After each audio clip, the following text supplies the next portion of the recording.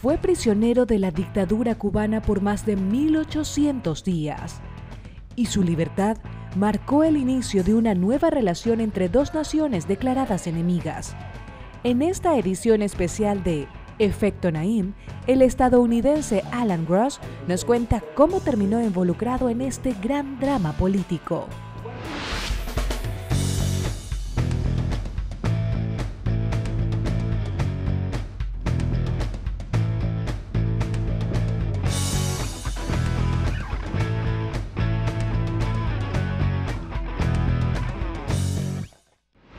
Bienvenidos, soy Moisés Naim desde Washington. Encantado de estar de nuevo con ustedes, como siempre. ¿Usted se ha preguntado alguna vez cómo debe ser la vida en una cárcel cubana? ¿Cómo es eso de ser preso político en Cuba? ¿Cómo es el día a día? ¿Cómo se vive? ¿Cómo se sobrevive? Y sobre todo, y muy importante, ¿cómo se sale de ahí? Bueno, hoy tengo en el estudio un invitado muy especial. Nos va a responder a estas preguntas y muchas más. Su nombre es Alan Gross. Gross estuvo 5 años en una cárcel cubana tras haber estado trabajando en la isla para una empresa estadounidense. Su misión, llevar internet a ciertos grupos dentro de Cuba.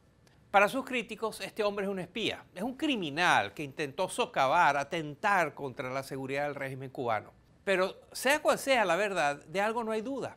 Alan Gross y su muy controversial liberación, su libertad, en el 2014 jugaron un rol importante en los históricos eventos que llevaron a la reanudación de las relaciones diplomáticas entre Cuba y Estados Unidos.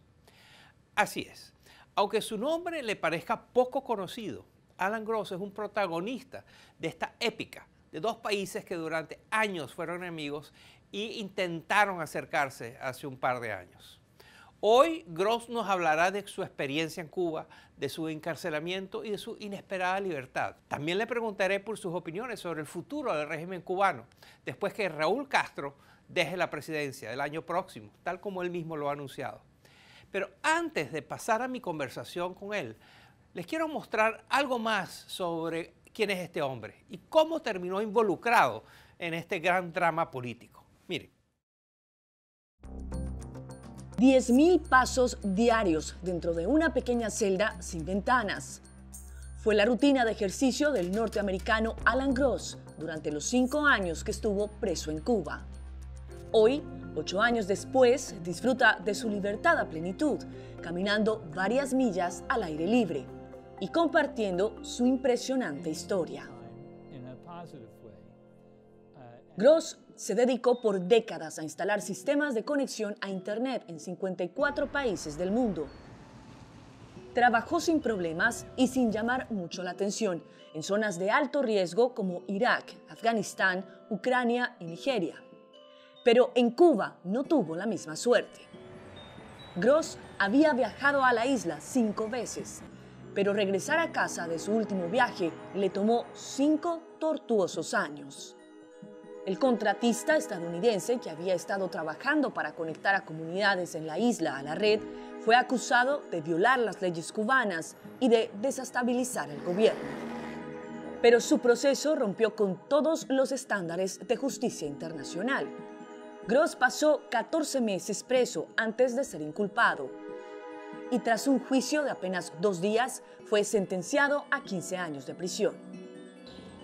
Gross cuenta que el régimen cubano lo amenazó con ahorcarlo y con arrancarle las uñas, y que incluso lo drogaron de camino a la cárcel. Alan Gross recuperó su libertad el 17 de diciembre de 2014, después de 5 largos años y 64 kilos menos. Pero su destino no sería el único que cambiaría ese día. Today, the United States of America is changing its relationship with the people of Cuba. Con la liberación de Alan Gross, dos naciones, hasta entonces declaradas enemigas, daban un paso para dejar el pasado atrás. Y de todos será la victoria, patria o muerte. Desde que Fidel Castro llegó al poder en 1959, la relación entre Cuba y Estados Unidos estuvo plagada de conflictos. Un embargo impuesto por Estados Unidos, intentos de asesinato e invasión y una amenaza de guerra nuclear. Pero en 2013 las cosas comenzaron a cambiar. Representantes de los gobiernos de Barack Obama y Raúl Castro se sentaron en la mesa de negociación por primera vez en más de medio siglo. 9 reuniones secretas a lo largo de 1 año y medio concluyeron, entre otros temas, en un acercamiento diplomático y en la liberación de prisioneros políticos por ambos países. Entre ellos estaba Alan Gross. Gross se describe a sí mismo no como un prisionero, sino como un rehén del régimen cubano. Años antes de su liberación, el estadounidense presentía que el régimen castrista quería utilizarlo como ficha de negociación. Al final, terminó siendo mucho más, una ficha diplomática. El estadounidense ha apoyado el acercamiento entre Cuba y Estados Unidos, rechazando abiertamente al presidente Donald Trump y a quienes respaldan mantener el embargo. Y aunque Gross pasó los peores años de su vida en la isla, hoy sueña con volver, pero a una Cuba más abierta y más libre.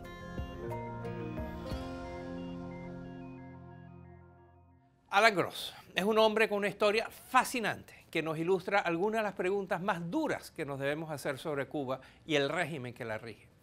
Al regresar a la pausa, mi conversación con él. No se vayan.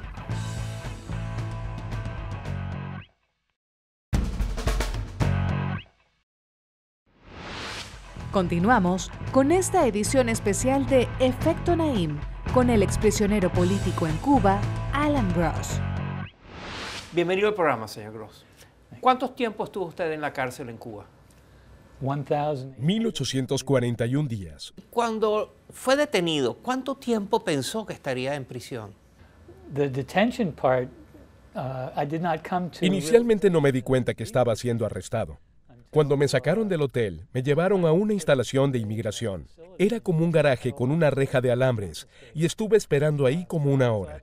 Pensaba que me iban a deportar, lo cual hubiese estado bien porque de todas formas yo salía del país al día siguiente. Pero no.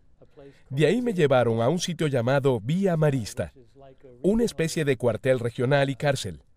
Después me enteré que era ahí que tenían a la mayoría de los presos políticos. Este es su 5º viaje a Cuba. ¿Qué estaba haciendo?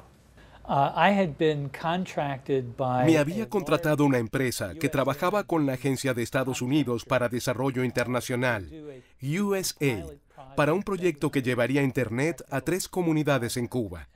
No era nada político. Era un proyecto técnico. Me pidieron hacer este proyecto sin que yo lo buscara y acepté. Sus críticos no le creen. Dicen que usted es o supremamente ingenuo o que es un espía de los Estados Unidos. Uno de sus críticos dice esto, por ejemplo. A Gross no solo le pagaron cientos de miles de dólares para subvertir al gobierno cubano. Él sabía que al conectar redes de Internet prohibidas estaba rompiendo la ley en Cuba. ¿Qué le contesta? Pues está equivocado. No sé cómo yo solo podría derrocar al gobierno de Cuba. En la seguridad de la aduana revisaron todo mi equipaje y me preguntaron qué iba a hacer y yo les dije. Fui muy claro y transparente. No trabajé a escondidas, sino en plena luz del día. ¿Hubo represalias por parte del gobierno de Cuba, de sus servicios de inteligencia, de seguridad, contra las personas y grupos con las que usted estaba trabajando? Fue algo que me atormentó por varios años, el no saber si alguna de las personas con las que trabajé había sido arrestada. Finalmente descubrí que no. A algunos los interrogaron, pero nadie terminó en prisión. Y mientras todo esto pasaba, por supuesto, usted estaba sometido a fuertes interrogatorios por parte de las autoridades cubanas acerca de cuál era su verdadera misión en Cuba. Me acusaron de ser un agente de la CIA o un miembro de la inteligencia de Israel, lo cual, como sabemos, es falso. Me pidieron que anotara en un papel todo trabajo de consultoría que hubiese hecho en los últimos 25 años, con qué clientes y cuánto me habían pagado. Y usted ha dicho que fue mantenido en condiciones muy duras, con todo tipo de restricciones, que condujeron a una privación sensorial, donde los sentidos, donde su relación con el resto del mundo estaba muy, muy limitada. Durante mi primer año en prisión, pude ver la luz del sol por apenas 20 minutos en total. Pasaba casi todo el día en un pequeño cuarto con otros cubanos. No podíamos salir, Nos traían la comida a la celda. No tenía televisión, ni radio, ni revistas, ni libros. Ni siquiera tenía papel y lápiz. No tenía estímulo mental de ningún tipo. Mantenían las luces encendidas las 24 horas. Así que tuve que aprender a dormir con una toalla sobre mis ojos. Creo que nunca dormí profundamente durante ese primer año. ¿Cómo se mantuvo? ¿Cómo pudo soportar esto? Mucha gente me pregunta eso y no tengo una respuesta específica. Por un lado, empecé a ejercitarme de inmediato. Cuando fui arrestado, era obeso. Y sabía que por la falta de comida y proteínas, perdería peso en prisión. Así que decidí fortalecer mis músculos. Y ejercitarme también me ayudó psicológicamente. Por otro lado, pensaba en mis primos que sobrevivieron al Holocausto. Eran 6 hermanos y una hermana. 4 estuvieron en un campo de concentración, 2 en campos de trabajos forzados y 1 fue golpeado y dejado por muerto. Su situación fue mucho peor que la mía y aún así sobrevivieron. Yo soy del mismo grupo genético, así que eso me daba esperanza para sobrevivir. Y finalmente, el humor fue un aspecto muy importante. Trataba de mantener una actitud positiva, de buscarle el lado gracioso a las cosas. Y eso fue fácil. Las cosas estaban muy mal en Cuba. ¿Quiénes eran sus compañeros de calabozo? Cubanos, todos cubanos. He mantenido contacto con 2 en particular. Uno está en Estados Unidos. Su nombre es Rolando García, un tremendo tipo. Él fue arrestado mientras intentaba sacar a su familia de Cuba. En un juicio de 5 minutos, lo sentenciaron a 25 años de cárcel por supuesto tráfico de personas. Eso no es tráfico de personas, por lo cual lo considero un preso político. La otra persona es quien fue mi compañero de celda durante 2 años. Él aceptó un dinero del padrino de su hijo, quien era mexicano, y aparentemente en Cuba es ilegal recibir dinero que no provenga del gobierno cubano. Así que lo arrestaron por un supuesto soborno. Yo considero eso un crimen político y a él un preso político. ¿Se deprimió en algún momento? No fui diagnosticado con depresión, pero pasé momentos muy duros cuando mi suegra falleció, cuando mi cuñado falleció y durante la enfermedad y eventual muerte de mi madre. Me molestó mucho que no me dejaran visitarla ni ir a su funeral. Cuando mi madre fue diagnosticada con cáncer terminal, intentamos convencer al gobierno cubano que tuviera la misma cortesía conmigo que el gobierno de Estados Unidos tuvo con uno de los prisioneros cubanos del grupo conocido como Los Cinco, quien pudo ir a visitar a su hermano enfermo en Cuba. ¿Con qué frecuencia permitían la visita de sus familiares? Mi esposa me visitaba aproximadamente cada 7 meses y mi hija menor pudo visitarme solo una vez con mi esposa. Ya regresamos con esta edición especial de Efecto Naim con Alan Ross.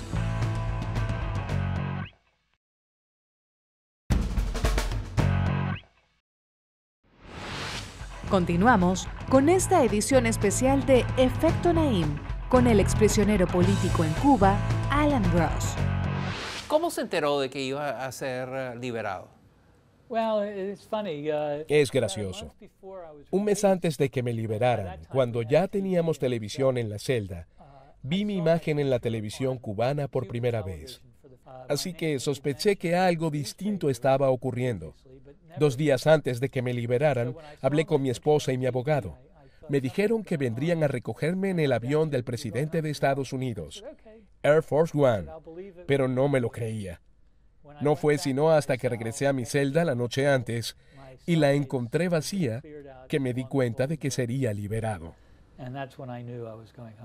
¿Y qué pasó al día siguiente?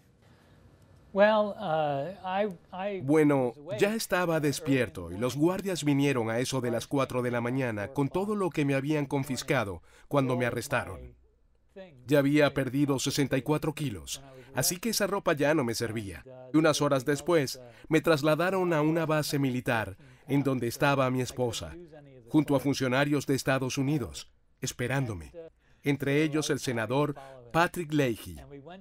El gobierno cubano había preparado una gran comida, pero el senador Leahy dijo, no estamos aquí para comer, vámonos. Y yo estaba feliz de irme. Estuvimos un rato dentro del avión, esperando a que 3 cubanos que permanecían detenidos en Estados Unidos fueran liberados para poder finalmente despegar. Y todo esto era parte de las negociaciones que estaban ocurriendo, negociaciones secretas que estaban ocurriendo entre el gobierno de Estados Unidos y el gobierno de Cuba para normalizar su situación diplomática. Yo fui un catalizador. Yo representaba un punto clave en la apertura entre Estados Unidos y Cuba, incluso sin participar directamente en las negociaciones. Mi libertad fue producto de una negociación en la que cada gobierno se comprometió a liberar a personas que tenían detenidas, acusadas de espionaje. Estados Unidos liberó a 3 prisioneros cubanos del grupo conocido como Los Cinco, y Cuba liberó a un agente de inteligencia cubano que había estado enviando reportes al gobierno de Estados Unidos. Oficialmente, mi libertad fue por temas humanitarios, independiente a ese intercambio de espías por espías, pero en realidad fue un intercambio de 2 por 3. Y ese proceso de restablecer relaciones formales entre Estados Unidos y Cuba fue adelante, pero sabemos que tiene muchos críticos. Mire, por ejemplo, lo que dice el senador Marco Rubio con respecto al acuerdo entre Estados Unidos y Cuba. Es una victoria para el opresivo gobierno de Cuba y una derrota seria para el reprimido pueblo cubano. La Casa Blanca lo cedió todo y ganó muy poco. ¿Usted qué piensa? No estoy de acuerdo con el senador Rubio. Cuando me arrestaron, había pocas vías para una colaboración de este tipo, porque no teníamos relaciones diplomáticas. Si en aquel entonces hubiéramos tenido un embajador en Cuba, dudo que yo hubiera permanecido tanto tiempo detenido. Rubio no aprecia los aspectos positivos de la colaboración y el diálogo, y como senador de Estados Unidos, es irresponsable que tome esa postura. Él debería querer relaciones constructivas con todos los aliados y potenciales aliados de Estados Unidos, porque si existe algún problema, ¿cómo se puede resolver si no hay vías para la colaboración? Como usted sabe, los críticos de esta negociación entre Cuba y Estados Unidos acusan al gobierno de Estados Unidos de haberlo entregado todo a cambio de nada, y fue un mal trato, un mal arreglo al cual llegaron Estados Unidos con Cuba, que Cuba no entregó nada. Eso no es del todo cierto. Durante mi encarcelamiento, mientras se daban las negociaciones secretas con Estados Unidos, Cuba legalizó el acceso a Internet. El costo de Internet fue bajando de $6 la hora a $2 la hora, y se hizo accesible a mucha más gente. Algunas restricciones al sector privado en Cuba se eliminaron. ¿No es eso lo que hemos esperado desde 1960? Decir que Cuba no cedió nada en este proceso es errado. Ahora bien, las políticas hacia Cuba del presidente Donald Trump afectarán a este naciente sector privado en Cuba, y eso va en contra de los intereses de Estados Unidos. Como usted sabe, el presidente de Cuba, Raúl Castro, ha anunciado que dejará el poder el año que viene, en el 2018. ¿Usted cree que eso va a provocar cambios importantes en la isla o que va a ser más de lo mismo? Según entiendo, Raúl Castro abandonará su cargo como presidente, pero seguirá como líder del Partido Comunista. Se espera que el actual vicepresidente, Miguel Díaz-Canel, se convierta en el próximo presidente. Él sería el primero en ocupar ese cargo desde 1960, que no es un miembro de la familia Castro, que no es un militar y que no combatió en la revolución. No anticipó muchos cambios durante la transición, pero Díaz-Canel es muy inteligente y pienso que reconocerá que el sistema de Cuba no ha funcionado. La productividad de Cuba ha colapsado. Su economía está en ruinas y deben buscar un cambio. No sé cómo deben cambiar exactamente. Eso depende de ellos. Pero deben buscar otra vía. Oyéndolo, señor Gross, uno se sorprende de lo comprensivo, de lo benevolente inclusive que usted es con respecto al gobierno de La Habana. ¿No será que usted sufre del síndrome de La Habana, que podríamos llamar, que es parecido al síndrome de Estocolmo, que como sabemos es lo que ocurre cuando a los secuestrados desarrollan ciertas afinidades y simpatías por sus secuestradores? Tengo afinidad por el pueblo cubano, pero no tengo ninguna afinidad por el gobierno de Cuba. En Cuba no hay derechos humanos por culpa del gobierno. Son criminales. Mi sobrino nieto me escribió una carta cuando yo estaba en prisión diciendo que lamentaba que la mala gente de Cuba me había arrestado. Yo le respondí diciendo que la gente de Cuba no era mala, sino que era el gobierno el que me había encarcelado y que el gobierno no representaba a los cubanos. Cuando el gobierno se convierta en representante de los cubanos, ahí entonces tendré una afinidad por ellos. Así que no tengo síndrome de Estocolmo. Stockholm Syndrome, I don't think so. Alan Gross estuvo 5 años en una cárcel cubana por tratar de traer acceso a Internet a comunidades que la querían. Ha sido maltratado, ha sido hostigado, pero sigue teniendo una visión optimista hacia el futuro de Cuba cuando el régimen que ahora lo gobierna no siga en el poder. Muchas gracias, señor Gross. Hasta aquí el programa de hoy. Lamentablemente se nos acabó el tiempo. Espero que les haya interesado. Como siempre, nos pueden seguir a través de nuestras redes sociales. Y si quieren recibir todos los lunes en su correo electrónico lo mejor y lo más reciente de Efecto Naim, suscríbase a nuestro boletín a través de nuestra página web, efectonaim.com, completamente gratis. Gracias por acompañarnos. Espero que les haya interesado. Nos vemos la semana entrante.